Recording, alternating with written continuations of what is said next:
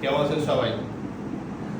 সকলে মনে করেন যে আমি অলরেডি স্টার নিয়ে নিয়েছি, কিন্তু আসলে না, আমি এখনো ন্যাচারাল আছি।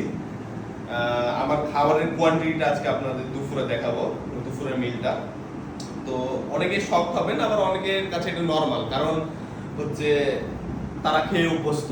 একটু এদিকে আসো। এই যে এখানে মাংস আছে 200 গ্রাম, রাইস আছে 200 গ্রাম, 3টা ডিম আছে। এই যে কাঁচামরিচ দিয়েছি, এবং কাঁচামরিচ দিয়েছি কারণ ভিটামিন সি অনেক বেশি কাঁচামরিচে, এই জন্য কাঁচামরিচটা দিয়েছি। আর হচ্ছে লেবু আছে। আর এই যে যে ভেজিটেবল, আমার প্রত্যেকদিন আজকে কোয়ান্টিটি অনেক কম। ভেজিটেবল দিয়েছি হচ্ছে এখানে পেঁপে আছে, আর হচ্ছে 3 ধরনের ডাল আছে, মুসুরির ডাল, মুগের ডাল, আর হচ্ছে কালারের ডাল। আর এটা হচ্ছে গুচি মাছ, তাই তো? গুচি মাছ, এটা গুচি মাছ আছে। এই হচ্ছে আমার দুপুরের কোয়ান্টিটি রাইস।